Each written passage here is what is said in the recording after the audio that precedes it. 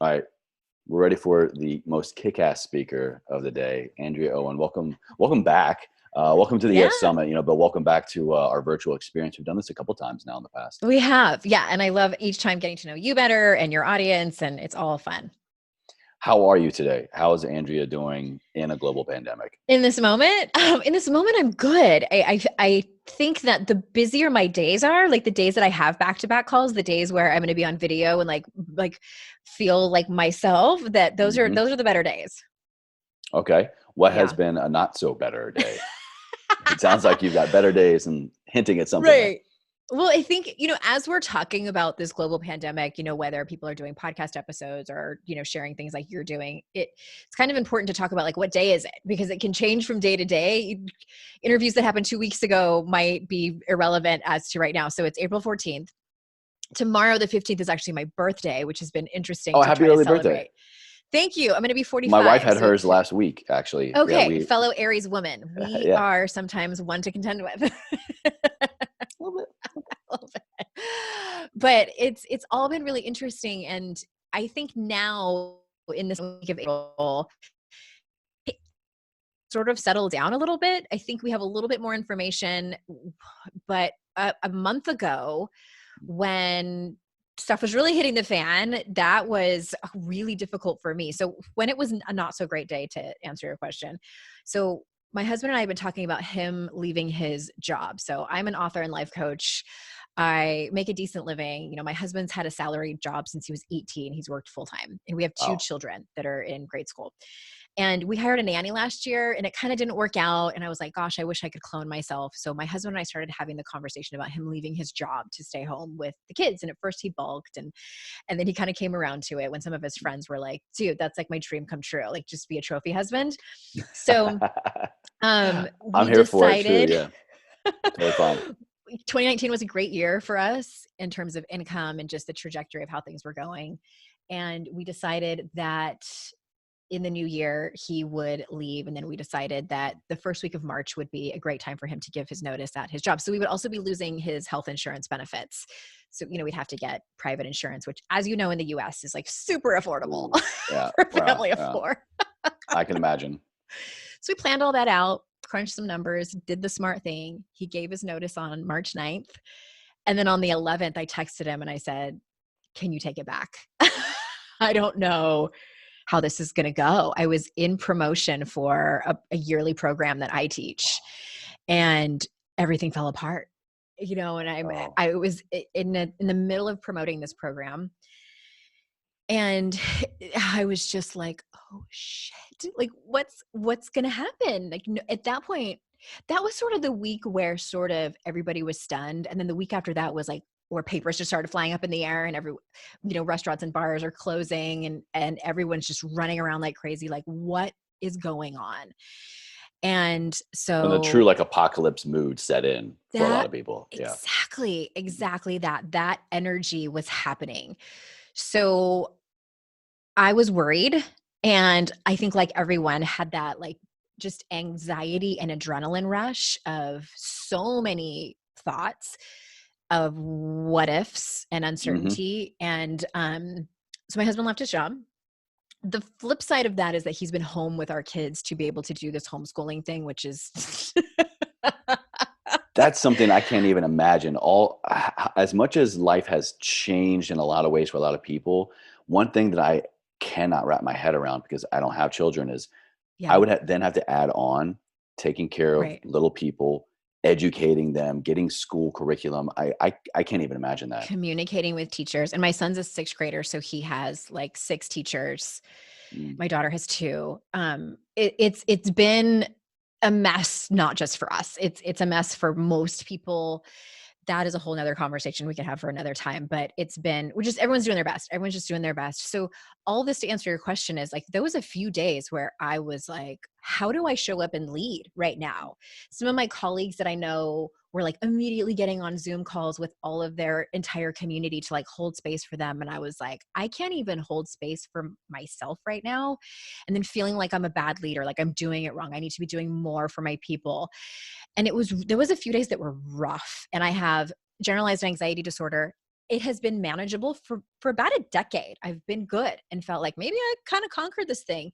Chase, I'll tell you what, it came back like I had Hey, I'm forgotten back. what it felt like to be in such a spiral of anxiety, that acute anxiety of seeing almost from outside of yourself, your thoughts just start to spin away from you like a runaway train that you can't manage. You can't get out in front of it. And then that feeds on itself. And for anyone listening or watching who knows what that feels like, it's it's scary and devastating and frustrating and anger inducing and sad and all of these things that I hadn't experienced in 10 or 12 years. So I also had to contend with that. And being a helping professional, being someone who's written books and sold tens of thousands of copies of said books, also had the voice of, you really should be doing better than this right now. I can You imagine. teach this. Yeah. Get Yeah. yourself together. Like that's what my inner critic says. So I had to really lean on the tools that I teach and truly, truly reach out for help. And luckily, I have intentionally built a community that is so helpful and understanding and compassionate. So that was about, yeah, that was about a month ago. Wow. It You sucked. said something right there. Well, I mean, you look great today. You're here. We're Thanks. killing it. We're showing Ring up, and light helps. I mean, just physically present. I think that's a big way to take that first step for somebody who is maybe Mhm. going through something like that, or uncertain, anxious, whatever. Just showing up in your normal manner, I think is going to Yeah. show you next steps. Um, you said something there that I think is really interesting, and I'm with you. Actually, I just wrapped. I don't know if it's going to be the same order here in the summit, but I just before this interview wrapped with Dr. Jade Tita. He's a naturopathic physician who You know what's also funny is is so quick story, his either sister he's or an sister-in-law is my naturopath. he yeah. Small So he world. has a lot. His whole family, they're incredibly smart, and a lot of Yeah. them are back in North Carolina. There, yeah, absolutely. Mm-hmm. Funny small world. So, It's but such so he small. so he's the naturopath as well, but he also has a huge interest and has studied, and in his content and daily living is philosophy, stoicism, just mindset training. And Mm-hmm. him and I were kind of talking about how, in a lot of ways, we feel like here's the test that none of us knew we were going to get, none of us wanted, especially when it comes None of us to prepared for. none of us prepared for, really. But you said someone who is in the service industry, in the helping Mhm. industry, as a coach and an author, you, someone who makes it a point to build her life and content and business around helping others go through the adversities and trials, you had to fall on other people yourself.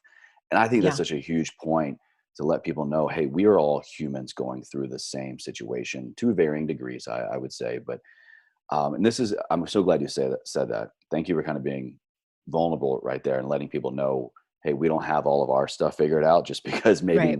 we listened Mhm. to a podcast or read a book before all of this. So I'll say, first of all, thank you. Second of all, where does someone go whose life and content is already kind of around this type of stuff? Where does someone like you go for help? And to Mhm. kind of let people know, hey, I don't have it all figured out. I need some support through this. Yeah. Well, as I mentioned, I've intentionally cultivated people around me that I have worked up. So in a sense, I guess I have prepared for this. I've Mhm. created friendships where I've practiced being vulnerable in regards to other things. And I got sober in 2011, and that was really difficult for me to reach out to a friend whom I knew already had a lot of recovery herself, but I was still afraid she was going to judge me and kind of gasp when I told her that I thought I had a dysfunctional relationship with alcohol. Turns out she didn't. She was there to help me. So I've had some practice already in doing this, but that doesn't mean I no longer have the voice that tells me better not do it. Maybe that was okay, but this thing is bigger, and you should be able to figure this out on your own. And I don't know if that answers your question or not, but I think that I also want to acknowledge that not everyone has that. I Right, think right, that yeah. especially for men who are brought up to never let them see you sweat, and just to be able to fix things on your own, and like hyper independence, and women, it's different and the same, but different in that we feel ashamed that we have these problems and make up stories that nobody else has these problems and that we should be able to figure it out on our own. It's extraordinarily vulnerable and puts people into a shame storm sometimes where you have to reach out for help. And so I think that there's so many other options too for therapy online now. We don't have to Oh, go in yeah. person, which I'm Yeah. so glad to know that there are people out there who can help you. Your mental health help is so much less taboo than it used to be. Mhm. And I mean, this is stuff I write about in my books, is having what I call a compassionate witness, somebody that you can turn to and say, I am really struggling right now. Do you have 15 minutes to let me? And that's essentially what I do. I FaceTimed my best friend. I texted her first and said, do you have a minute? I am not well. Sad face emoji. And we FaceTimed for 15 minutes. I just cried and talked for 15 minutes straight. And she listened. Mm. And even before I picked up the phone to call her, I was embarrassed and worried. And then when it was over, it felt like such a release that I got it out. And I was 99.9% better just for having that conversation with her. Incredible. Wow. What I'm hearing you say in there is that probably a lot of us are more prepared than we realize. It's just a matter of thinking outside of ourselves right now and falling back on relationships, meaningful Mhm. relationships, and just opening up, just being there, just talking. Is that kind of it? Yeah, really, and like I feel like in so many ways we were built for this.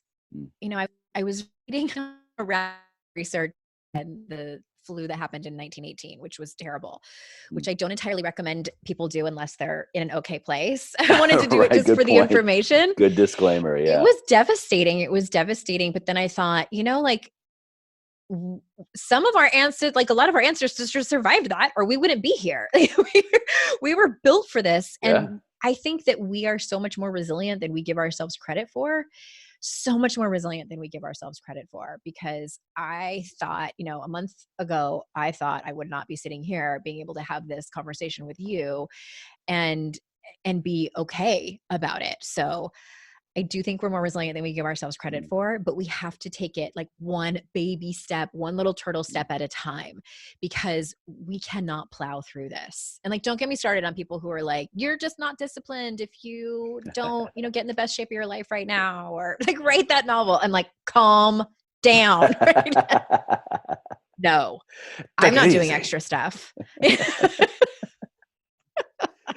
I'm not. Almost laptop's falling off here. Yeah, that's a really good point. That is a really good point. And resiliency, I think, also means that you're going to get through something. You're going to be able to turn back and look at what you went through, what you overcame, and the lessons learned in Right. that. How would you kind of advise someone to get into the mindset now? We're not through this quarantine life just yet, as of yeah, April 14th, 2020. But I would encourage people to go ahead and begin to look back. It's been a month now for most people. How can we Mhm. now begin to look back to put our headspace on the right path to develop that mindset of look at what I already have overcome, so that each day maybe they can make that part of their practice, so that each day is a practice of resiliency and looking at what you've endured so that you can better get through today and tomorrow. Yeah. I think it really depends on where people at. Like now might not be the time for them to get spiritual about it. It really depends on the person. I think, everyone knows themselves best, but my advice, just generally speaking, and this is going to sound totally cliche, but cliches exist for a reason. And that is to truly practice gratitude. I have a whiteboard that's right on the other side of my computer, right there. And as soon as everything went down, I wrote out a bunch of things that I'm grateful for. Like, what do we have right Amazing. now? Like, I have Yeah. no idea what's going to happen in 3 months from now with my business. I have no idea what's going to happen with the publishing industry, which is the bulk of my income. I have no idea what's going to happen. The list goes on and on of the things I can't control. But I know that we have food in the pantry right now. I know that we have money in the bank right now. I know that my mom, who's one of those people that if she gets COVID-19, it will likely kill her. But I know that she's taking care of herself right now, even though she's in another state. So it's like all these things, I take so many things away from the rooms of 12-step programs. And one of those things Mm. is one day at a time.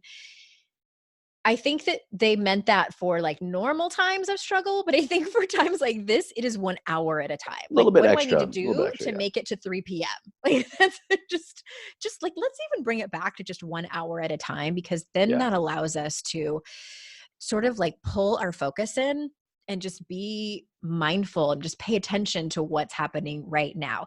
If you are in that place where you feel peaceful enough where you can pay attention to what's happened in the last 30 days, by all means do that. But I don't want people to think that that's for everyone. Like in the grand scheme of your life, we've been in this for like 5 seconds.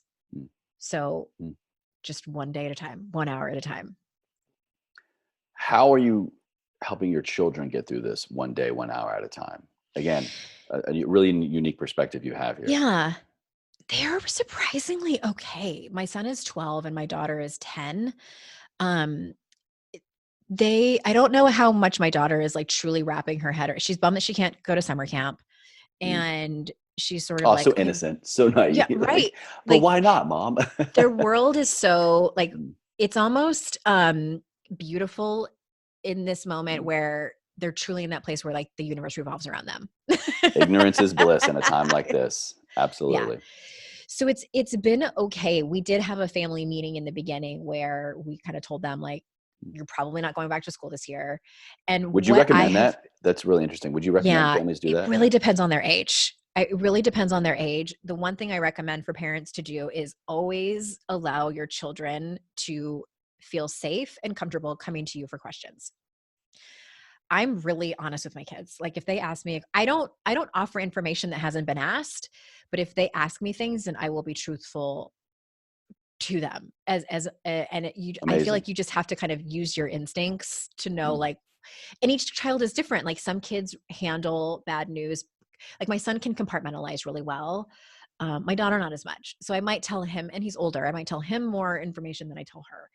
So it really depends on your kid and their age. And I also, I've been having really low expectations for them because it's mm. hard for them as well. Like, no, they don't Meaning have the what exactly? responsibility of paying the mortgage, but just school stuff. I'm like, if you do like an hour of work today, that's plenty. Like this is Mm, difficult for them too. They're not seeing their friends. They're missing out on school activities. They're having to stay home and they're going to look back on this as a mm. really interesting time. But I just, I am just having really low, like my daughter made a fort in her room and it's a disaster.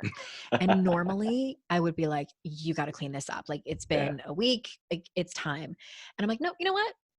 I don't care. Oh, you have dirty laundry under your bed? All right. I'm a cool mom. Just like, fine. And she knows it's Yeah. like just because what little happiness I can bring them is fine. Do you think, totally personal opinion here, do you think the disconnection we are having as a species right now, social distancing, do you think the long lasting effects, well, first of all, do you think there'll be long lasting effects?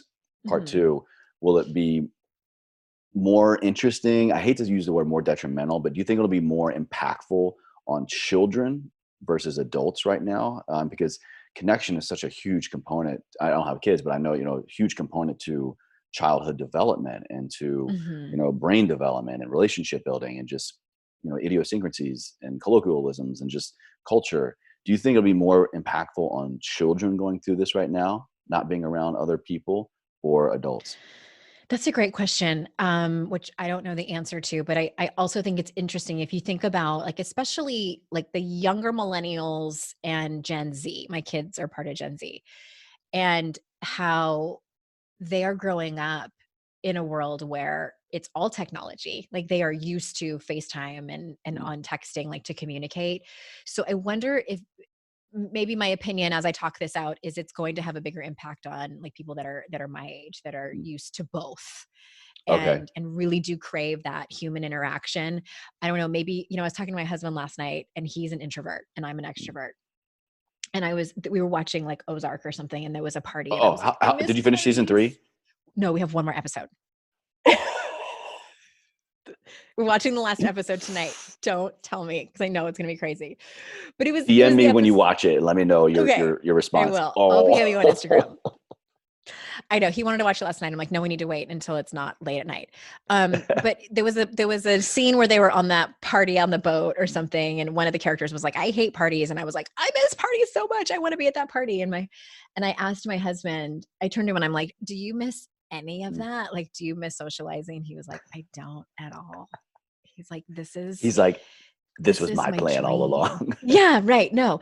And it's really interesting to watch how different people's personalities are being affected right now. Like I am bummed that tomorrow's my birthday and I don't get to see all my friends. Like we're doing a Zoom thing, but Uh, I'm like, it's not the same. So Yeah, yeah. all that to say, I don't want to leave this conversation without talking about how important it is to raise our children Mm, to be able to connect with other humans, including like have the connection with our children. And that starts with us. I mean, Dr. Shefali is someone who I think everyone should follow. And she talks about how so much of parenting has to do with healing our own wounds mm, first before we can try to raise our children to be these like fill in the blank kind of people. yeah. I didn't realize how much of my own stuff would come up when I had children, even stuff I thought I had healed, like about friendships and about belonging and like feeling left out. And I found myself like trying to like do the dance and like controls and it all back at ourselves. So all that to say is, read some Brene Brown books, read some Dr. Shafali, like these leaders and researchers who talk Yeah. about the importance of having conversations that are vulnerable and open-ended. I think we don't listen to our children as much as they really truly want to be heard. And I grew up in a family where we loved each other so much, but there was really no room for vulnerability because my parents did the best they could with what little tools that they had. So Mhm. I'll get off my soapbox because No, I I just agree. think it's a great opportunity. We have all this time together as families. Yeah, absolutely. And we do have the time if we make it now. I think there was a little bit of a surge in the first couple weeks of, all right, I'm going to reach out to every person I know. I'm going to call my mom 5 times a day. I'm going to text my third cousin twice removed on my in-laws step side. And I think it kind of settled down again. And Mhm. it's curious to me just to see my own human behavior patterns, how they just naturally kind of rise and fall. And I'm sure I'm not the only one going through this kind of roller coaster of emotions and roller coaster of outreach and connection once and connection kind of like, no, I'm cool. Like I'm going to be an introvert kind of today. But the Yeah. main point here is that I think how we endure and how we go back to that resiliency component you're talking about is through human connection, and find Yeah. a way to make it happen in any small way you can, day by day, hour by hour. It's really I'm excited for the research that's gonna come out of this and the books that are gonna Yeah. get written about this Yeah. time within families and within so many different groups and organizations, but I think that people might really realize just how lonely they are, Mm. even in their own relationships, their own partnerships where they're with that person 24/7. Like, are you truly connecting or are you just in living in the same house with each other? And I Cohabitating. don't mean to make people feel bad if that's where they are. I just mean to say out loud the reality of what it because that didn't just all of a sudden happen. That was happening Right. Right. before this all went down. And now there's And just a giant magnifying lens on it. exactly, and it Yeah. just everything slowed down to a almost standstill, and for us all have to stare at it and face it. But I don't know how things are going to end up. I was talking to my husband about that, and he's like, I don't think people are going to go back to their fast paced lifestyles. And I was like, Mm. I have no idea what this is going to look like on the other end. I do think that things are going to change. I mean, who knows? Like our supermarkets, even when this is all done, are they still only going to let in a certain amount of people? Like things like that that are Yeah. it's going to be kind of like it was, remember I don't know if you remember how airports were pre 9/11. Like and people Vaguely. Yeah. things have changed. Like Yeah. Yeah. it's and I think we're going to have that now. We're going to have like remember like before March of 2020 and we're all going to remember it as like almost like a past life. I have, to kind of begin to wrap things up here. I saw, I think on Twitter, some people was already kind of, I don't know if it was technically trending, but people were already talking about, before all this happened, they were using BC, before Yeah. Corona, before COVID. Um, Pretty intense, pretty wild. Like that's where we're already going. It is, and, like, I don't know if you had this, like, not to kinda change the subject, I know you need to wrap it up, but, like, I felt a rumbling, like, in late 2019, Uh, I was having that feeling of something's coming, and I didn't know what it was, and I just chalked it up to catastrophizing, which I write about, it's like because mhm. 2019 was such a great year for me, and I'm like, "Am I just not able to lean into this joy and all of this success?" And and also hearing people talk about the economy and how it has to course correct and all these things, but I'm like, "Something is coming," and I actually made some financial moves, which I'm glad I did because I Amazing. almost did it out Yeah. of fear, but I'm glad that I did. But I had a feeling that something was going to change. And being the eternal optimist that I am, I, I hope that it changes us for the better. I believe it will. I believe it will.